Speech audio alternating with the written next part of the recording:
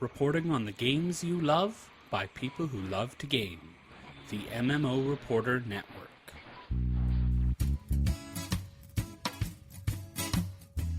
Hello and welcome to episode 41 of WoW Pet Battle Crew, where small creatures fight to the death for our amusement.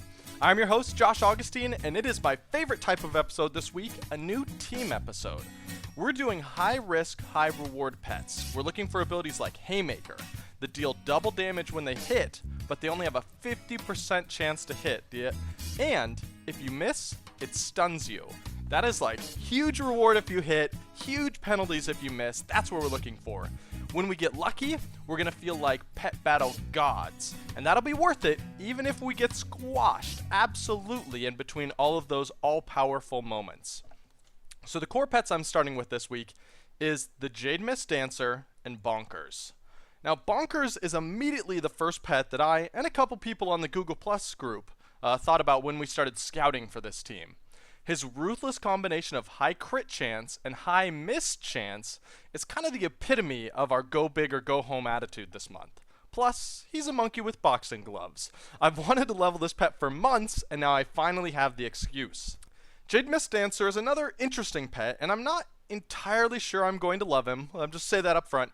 But he looks cool, and he has some really nice risky moves. And most importantly, a high hit chance buff that should actually help keep this team away from the terrible luck streaks. Because that's going to be the hardest part, and this guy should help mitigate some of those bad times. But let's take a look at who they are. Bonkers is a DPS machine. He's a humanoid pet with humanoid and beast attacks. His first slot is Jab, a basic human punch, nice and simple, and Bite, a basic beast punch, also nice and simple. It would be really nice, right, to go for diversity, right, with a beast attack here, because his other attacks are going to be humanoid. But Jab, the human punch, has a lower hit chance with more damage, so go big or go home with Jab. It's going to be one of those weeks, my friends. Second slot, we have Going Bonkers, which is a 2-round buff that gives a 100% crit chance. Or Dodge, which is a 1 round of sissy, 100% guaranteed weakling dodge moves. We're going Bonkers this week. Woo! 100% crit chance! We're taking Bonkers. Third slot, Tornado Punch. Sounds awesome, right? It's a big punch that has a 25% chance to stun the target. You've seen this sort of ability used before on Rams and stuff like that. And then the other option is Haymaker. This is the ability we quoted at the start of the episode, so it's probably going to be used, right? It's a huge punch that has a 50% chance to miss. And if you miss, it also stuns you for 1 turn. Normally this would be a kind of easy choice, but why this week, of all weeks, would we want to stun the enemy pet when we could stun ourselves and deal more damage? And come on, we won't always stun ourselves, right? And that's okay. Even if we do get stunned, it's not that bad, right? It sounds worse than it is because we're just going to bench Bonkers to shame him if he misses anyways, right? He doesn't deserve to be on the front lines of our go big or go home team if he's missing. Interruption. This is future Josh here, traveling back in time to warn you all. This ability occasionally makes me scream. If there were any other team philosophy, Tornado Punch is the much better choice. Repeat, Tornado Punch is the much better choice. But with go big or go home, oh, nope, he found me, I gotta go. So take Haymaker, because we're going big or going home, baby!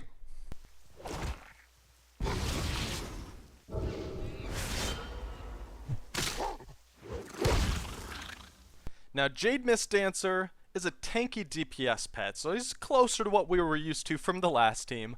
He's an elemental pet with mostly aquatic attacks, with some minor elemental and magic hits thrown in there too. So for the first slot, you have Steam Vent, which is an aquatic punch with more damage and a high chance to miss. You know that sounds good to us this week. And Jade Claw, a weak sissy punch with a high hit chance. Boo! Alright, once again, it'd be nice to diversify the damage types here a bit more, but we're taking everything with miss chance and more damage this week, so Steam Vent it is. In the second slot, we have Jade Skin, that buff that reduces all damage taken by 70 or so. It's a decent tank ability against specific pets, but that's about it. In the second slot, Raindance. This ability heals you and increases your team hit and crit chance by 50% for 2 turns. This team is going to live or die by its hit chance because we're taking so many abilities with miss. So increasing that hit chance is absolutely essential part of making this high risk, high reward strategy actually work. The bonus crit chance is a nice bonus too that'll help our big hits get even bigger. In the third slot, we got Acid Rain. This one's going to trick you, right? It looks exactly like Cleansing Rain. The icon's the same. The text is almost exactly the same. And Cleansing Rain, is a very common aquatic ability. But instead of healing your team, this one actually deals AoE damage to the enemy team. It says the Acid Rain shows up and then quickly disperses into healing water. The weather effect it leaves behind is the same, right? Dots last one less turn and all aquatic damage is increased by 25%, which is pretty good with our Steam Vent up there. But then we also got Geyser, a massive delayed aquatic nuke with a stun attached to it. Now Geyser has a 100% hit chance, but don't hold that against it this week, right? It does have a 2-turn delay activation, which means it's still pretty risky because the enemy knows it's coming and can easily avoid it if they have an ability to dodge.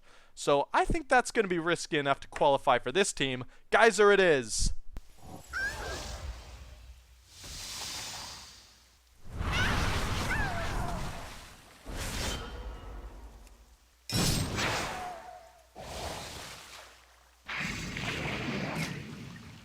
So there's the two pets with their adorable little voices when they get hit. Let's go through the play-by-play. I think I'll usually start with Bonkers because his self-stun is a lot less brutal if you can use that turn to swap pets, right? If he gets stunned and he's the only pet, you have to sit there and just take an extra hit, and that is just going to make you want to surrender right there. So I think I go with going Bonkers first, which is his 2-turn 100% crit chance buff. And then you punch with Jab, right, so that you at least guarantee that you're at least going to get one hit off before you accidentally stun yourself, since it is a 2-round buff. So you get one crit with Jab, usually, and then you punch with Haymaker and immediately find out whether I'm going to win or not. That's the plan, right? Because if you hit, you're going to crit on a massive ability that will instantly kill their pet. If you miss, you stun yourself, you're going to the back lines, it's going to hurt. So if I hit, it's going to be about 1.2k to their face, right? So that's good. If you miss, it's a 0k punch to my face and I get stunned. So the math is pretty simple. I think if you hit that, you win. If you don't, you lose. But we're going big or going home this week, right? Who's with me? All right. So if I hit, Bonkers is going to stay in and repeat that combo until he fails it, basically, because the cooldowns are right that he can just repeat it every 3 turns. Essentially, he'll get to that. And whenever he inevitably misses and stuns himself, he gets sent to the bench, right? And after Bonker goes out with a bang or with a bench, I bring in Jademist Dancer. Then it's just set up Geyser, which is the 3-round explosion, essentially. Then Steam Vent a couple times, just as simple punch, right? And then cast Raindance a turn before Geyser pops to help guarantee the crit, right? Because it's gonna be a 50% extra crit chance, and you only want to do it right before so the opponent doesn't know it's coming. So if they're like, I can survive the Geyser, suddenly they can't. So that's what we're going for. If I got lucky, right? If all of the things hit despite their low miss chance, and if everything crits, 2 of their pets should be dead easy at that point. And if I didn't get lucky, well, that white flag is going to start looking mighty tempting in that bar. I think we may coin a new term this week called Rage Surrender.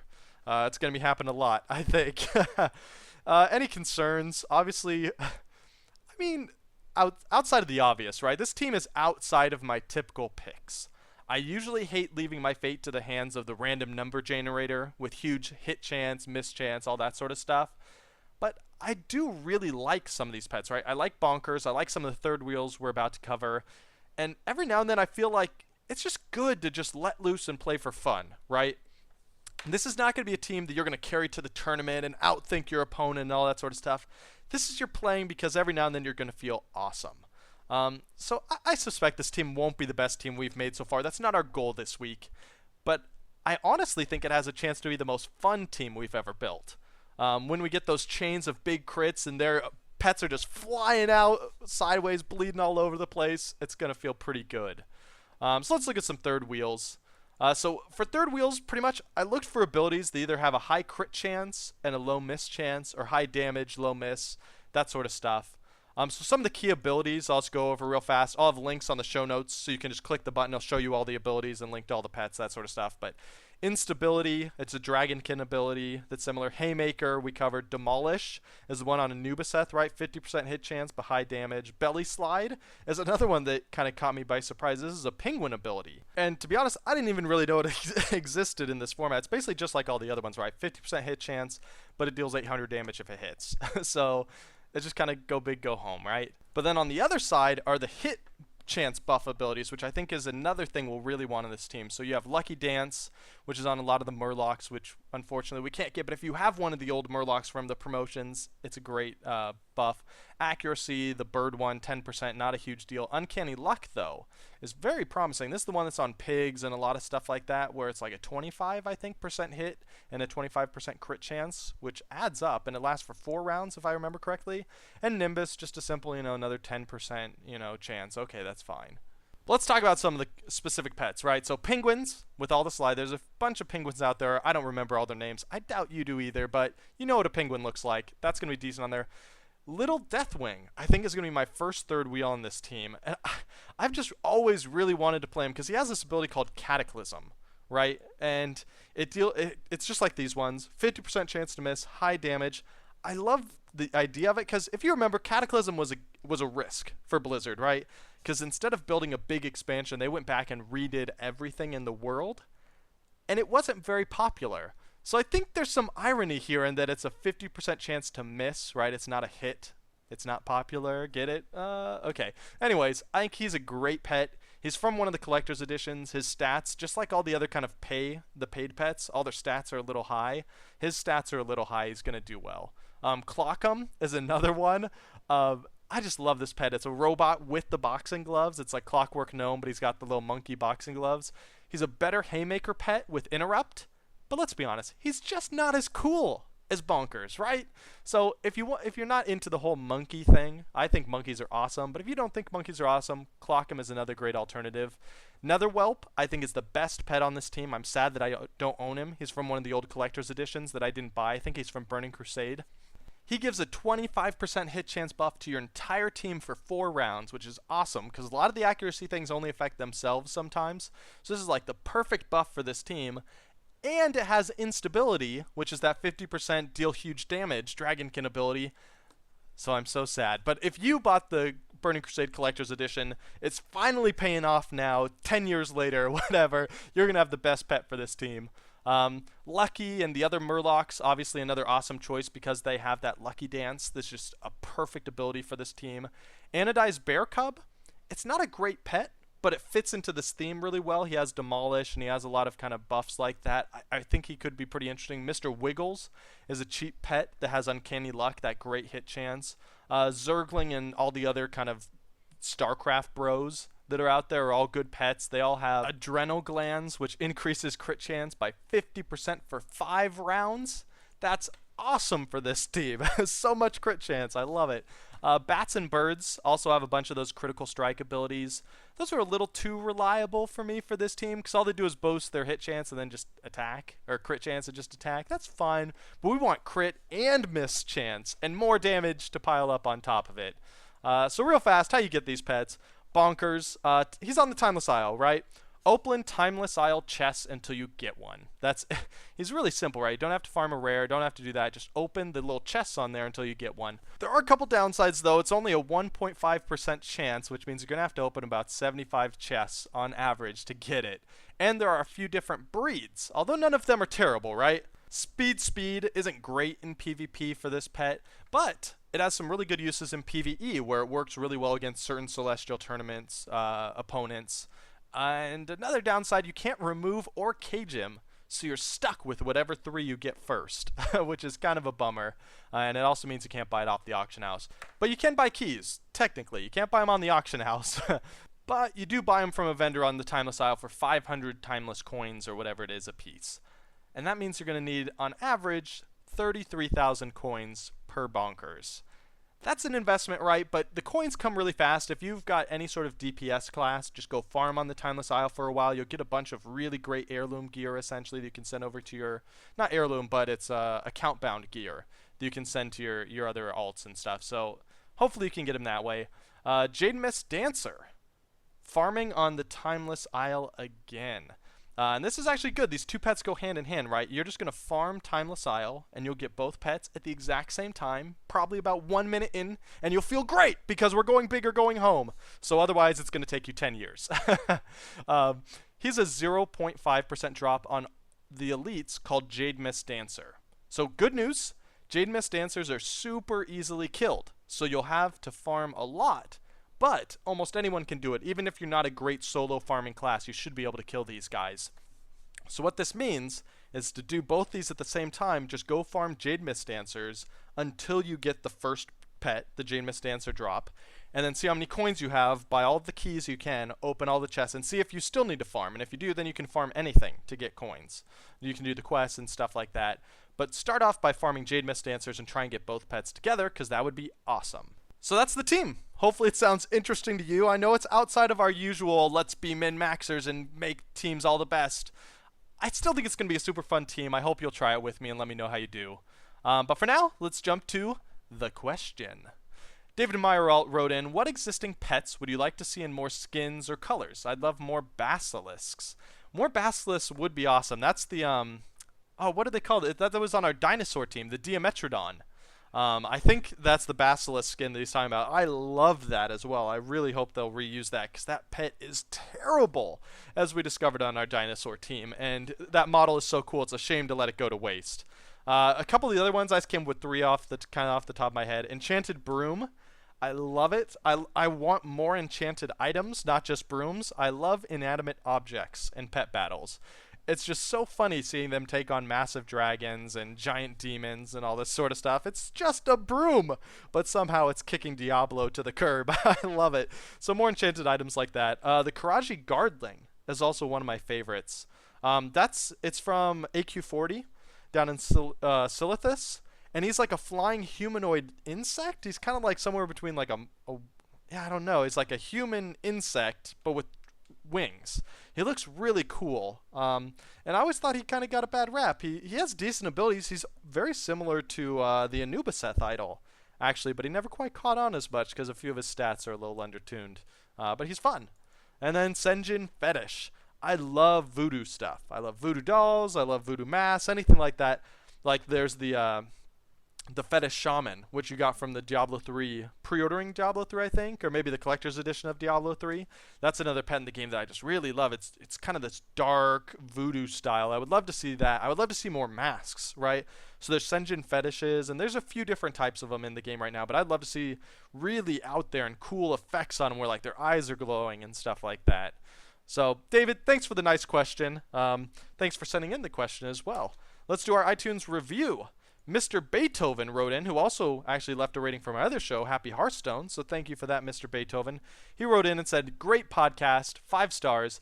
It has to be tough to solo host a podcast, but Josh pulls it off with ease. Lots of great info on pet battles while still keeping it light and enjoyable. Well, I think this is an extra light episode this week, so I hope you like it, Mr. Beethoven. It's not too bad solo hosting a podcast. I think it's probably harder to listen to a solo podcast than it is to record it, because I can do it at my own pace, on my own time, whenever I get a free moment. And I hope you guys are enjoying it too. I tried to keep this one a little shorter because I think it's a little better as like a 15-minute show, since all you're hearing is my voice for 15 minutes straight, except for when future Josh comes back like this and talks like a robot for no apparent reason. All right, the blog. As usual, I will have full show notes for this team, along with links and details for all the pets' abilities and how you can earn them all and all that good stuff over on GameDiplomat.com. You can also find past issues. I'm not a comic book, I'm a podcast. Past episodes and all my other shows that I do on there, actually on GameDiplomat.com. You'll also find, I hope, people talking about this team in the comments on the show notes for this episode. So if you do try out the team, jump there, talk about it, because that's where I'm going to pull your guys' thoughts for the review episode from right there. Let us know. Next week on WoW Pet Battle Crew, I have no clue what I'm doing. So if you have an idea for a guide or an add-on or something you want discussed, I usually do something that's not related to the team in between this and the review to give us more time to try out the team. So if you have a topic you want to talk about, send it in. Otherwise, I'll make something up. And on other podcasts, the Threshold set review came out just last week, which I'm super excited about. Threshold is a podcast I do about Hex, which is a card game. And we did a big set review where we gave grades to every single card, all 300 of them or whatever. Actually, I think it's only 200 in the first set. And talk about how to use them, how to draft them, all that sort of fun stuff. So if you like card games, you should check that out. It's thresholdpodcast.com. All right. So that's the team. I'm going to spend the next few weeks leveling this team, trying out a few different third wheel combos with it. I really hope that you'll join me in trying out the team, even though it's not ideal. Have fun with me this week, guys. Let's have fun. Hooray! If you do, let us know what you think. GameTipsMatt.com in the comments, or if you prefer Google+, we have a great community going in there with frequent posters, all that sort of good stuff. Go to Google+, search for Pet Battles, WoW Pet Battles, you should find us. You can also email me directly if you're a little shy about your opinions, wowpetbattle@outlook.com, or just contact me on Twitter @jaugustine, where I'm talking about good stuff all the time. All right. Whew. It's hot down in here in San Diego. I hope it's cooler where you guys are, because our air conditioning is broken. I am sweating up a storm. Good luck to everyone that will be trying the team with me. Let us know how it goes. Thanks for tuning in to another episode of WoW Pet Battle Crew and taming the world of Azeroth with me one turn at a time. Happy hunting, Tamers.